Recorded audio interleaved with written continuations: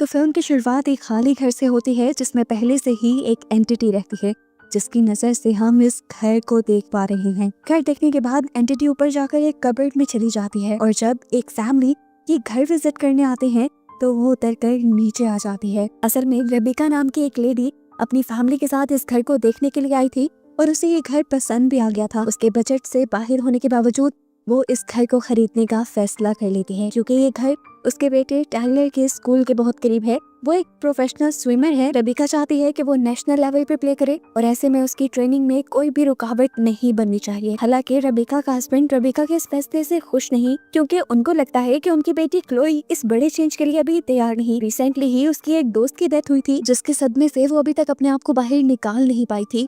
लेकिन रेबिका को अपनी बेटी क्लोई का बिल्कुल ख्याल नहीं था। इस घर को देखते हुए रेबिका और रेबिका के हस्बैंड ये बातें कर रहे थे और एंटिटी उनकी बातें सुन लेती है।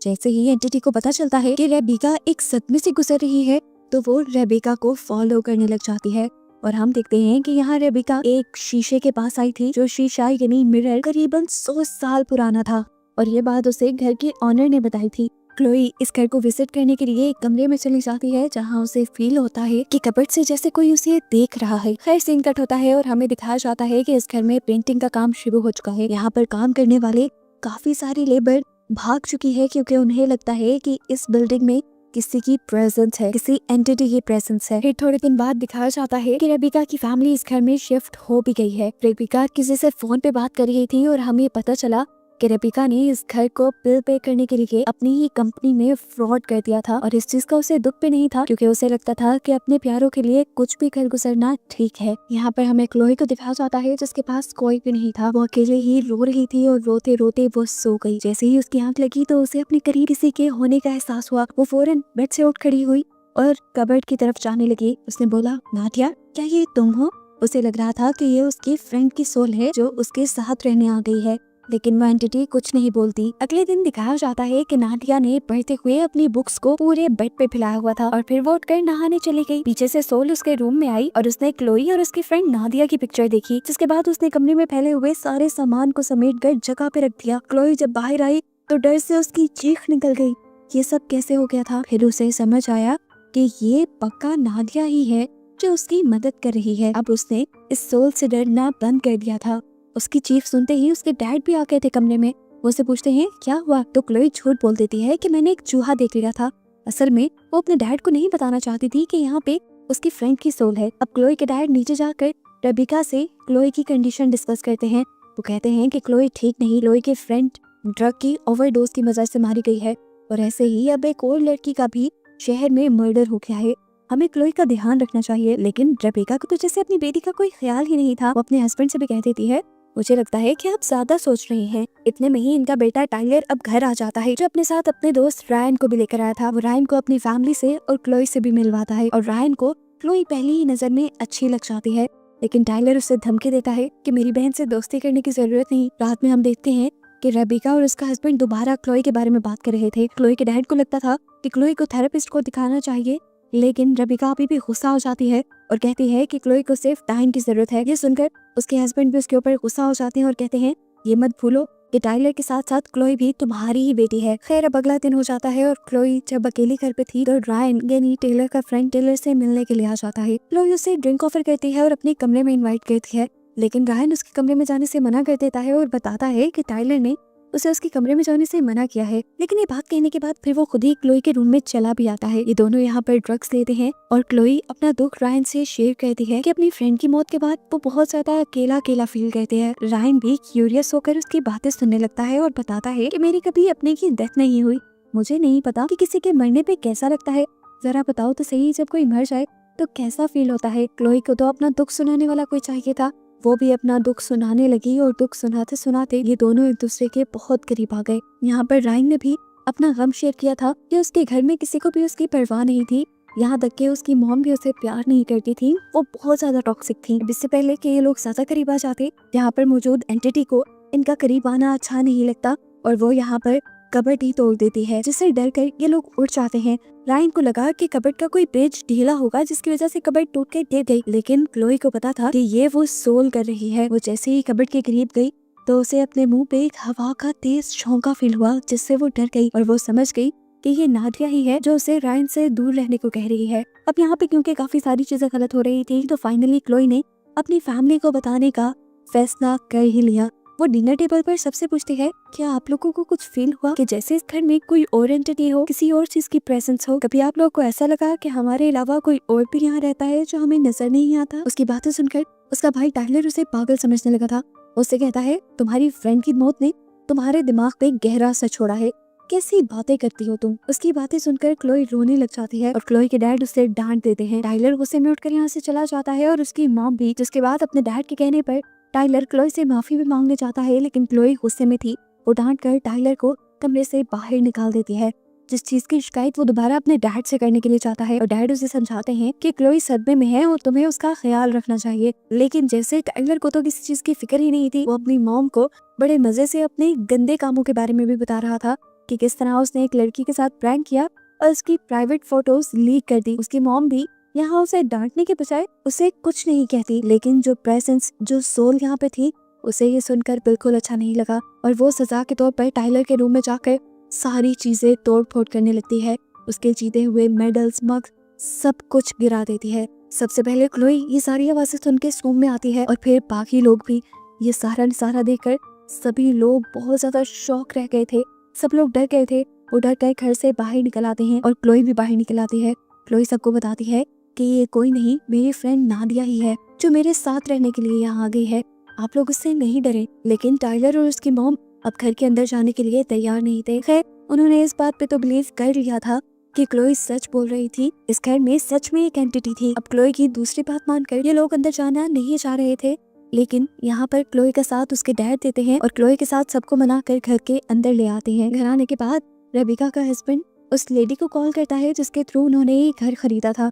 वो उससे पूछता है कि अगर यहाँ पर कोई एंटिटी थी तो आपने हमें ये घर क्यों दिया? जिसपे वो औरत बताती है कि पहले यहाँ पर कोई एंटिटी नहीं थी और अगर आप लोग को ऐसा लग रहा है कि यहाँ कोई एंटिटी है तो मैं अपनी सिस्टर इन लॉ को भेज देती हूँ।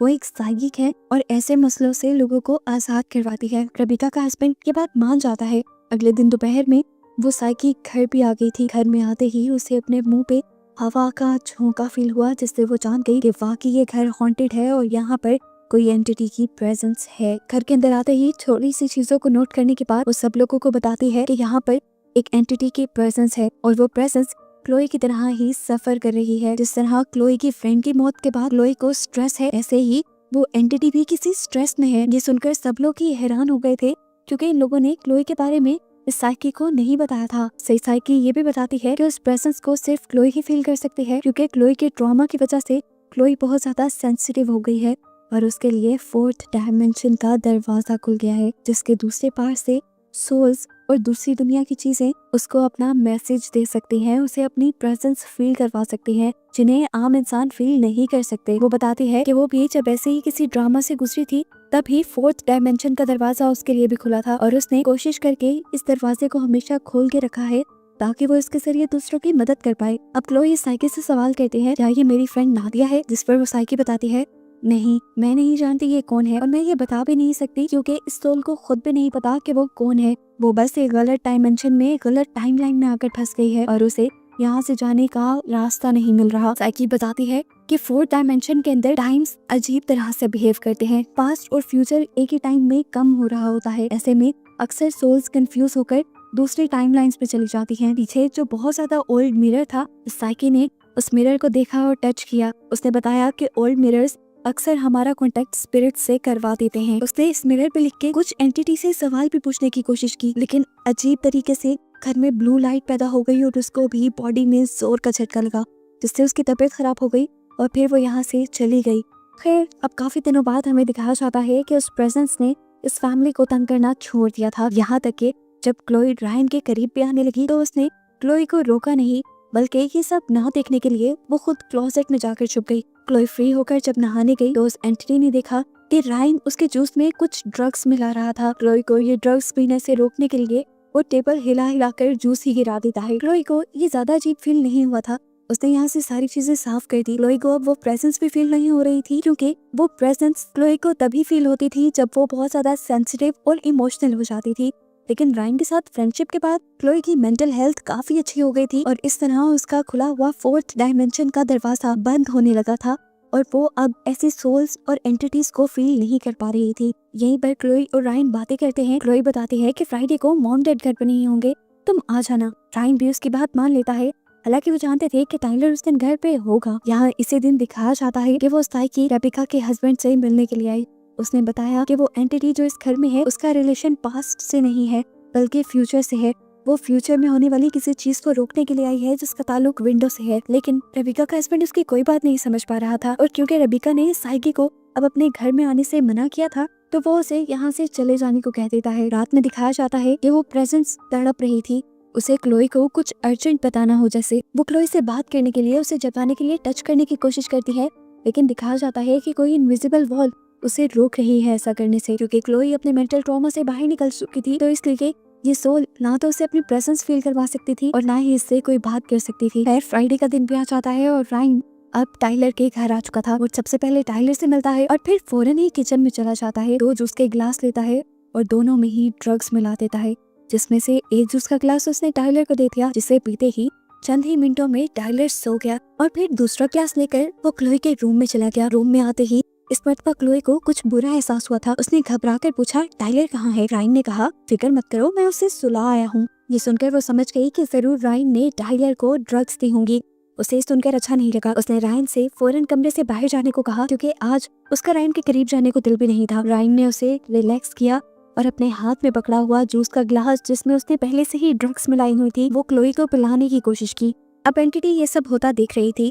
वो नहीं चाहती थी कि क्लोई वो जूस पिए, लेकिन क्योंकि वो इंसानों को टच नहीं कर सकती तो इस मर्तबा वो गिलास भी नहीं गिरा पाई और क्लोई ने वो जूस पी लिया। ये जूस पीते ही वो बेहोश हो जाती है और तब जाकर हमें रायन की असली शक्ल नजर आती है। वो एक घिनौना इंसान था जिसे लड़कियों को मारने में मजा आता था। उसने इस मर्तबा भी एक क्लीन ट्रैप लिया और उसे क्लोई के मुंह के ऊपर रख दिया और आहिस्ता आहिस्ता उसका दम घोटता रहा। बार बार जब वो मरने वाली होती तब वो ये क्लीन ट्रैप हटा देता था, क्योंकि उसे लड़की को तड़पता देखते हुए मजा आता था। यहाँ रिवील होता है कि क्लोई की दोस्त का और एक और लड़की का भी मर्डर रायन ने ही किया था। वो एक साइको आदमी था। वो बार बार क्लीन ट्रैप से क्लोई का दम इसलिए घोट रहा था ताकि किसी को ये ना पता चले कि क्लोई का मर्डर किसी इंसान ने किया है। सबको यही लगे कि क्लोई ड्रग्स की ओवरडोज की वजह से मारी गई है। सिंपल अल्फाज में कहें तो ये लड़का एक सीरियल किलर था, जिससे वो घोस्ट, वो एंटिटी क्लोई को बचाने की भी कोशिश करती है, लेकिन वो अपने बैरियर की वजह से कुछ नहीं कर पा रही। अब वो एंटिटी क्लोई को बचाने के लिए टाइलर को उठाने का फैसला करती है, लेकिन वो टाइलर को भी टच नहीं कर पा रही थी। वो यहाँ पर चीजें भी गिरा कर टाइलर को उठाने की कोशिश करता है, लेकिन टाइलर तो ड्रग्स के असर से बेहोश था।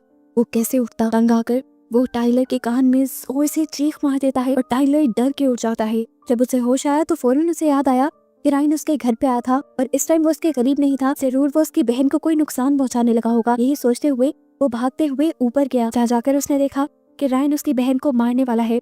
वो भागते हुए रायन को पकड़कर खिड़की से नीचे जंप कर देता है और नीचे गिरते ही इन दोनों की मौत हो जाती है। इस सीन के बाद हमें नेक्स्ट सीन में दिखाया जाता है कि अब ये फैमिली घर छोड़ के जा रही है, क्योंकि इस घर ने उनके बेटे की जान ले ली थी। अपने बेटे की मौत का सबसे ज्यादा दुख रेबिका को हुआ था, क्योंकि उसने ये घर अपने बेटे के लिए ही लिया था और वो उससे बहुत ज्यादा प्यार करती थी। अपने बेटे की मौत ने उसे तोड़ दिया था और जब वो मेंटली वीक हुई तो अब उसका कनेक्शन उस एंटिटी के साथ बनने लगा। उसने पहली मर्तबा एंटिटी को अपने घर में महसूस किया और वो 100 साल पुराने मिरर के पास चली गई, जहाँ उसे वो एंटिटी फाइनली नजर आई और उसे पता चला वो एंटिटी कोई और नहीं बल्कि उसका अपना ही बेटा था। उसके बेटे की सोल थी, जो असल में पास्ट में आई थी अपनी बहन की जान बचाने के लिए, क्लोई को बचाने के लिए। ये जानकर रेबिका चीख चीख कर रोने लग जाती है और अपने हस्बैंड और क्लोई को बताती है कि वो एंटिटी कोई और नहीं, तुम्हारा भाई था। वो टाइलर था जो तुम्हें बचाने के लिए यहाँ आया था। अब जैसे ही ये बात पता चल जाती है, पीछे से वो लोग तो रोने लग जाते हैं, लेकिन एंटिटी को दिखाया जाता है कि वो घर से बाहर निकल आई और बाहर आने के बाद वो ऊपर चली गई, जैसे उस सोल का मकसद पूरा होते ही उसे आज़ादी मिल गई हो और उसको आसमान की तरफ जाता दिखाते ही ये कहानी यहाँ खत्म हो जाती है।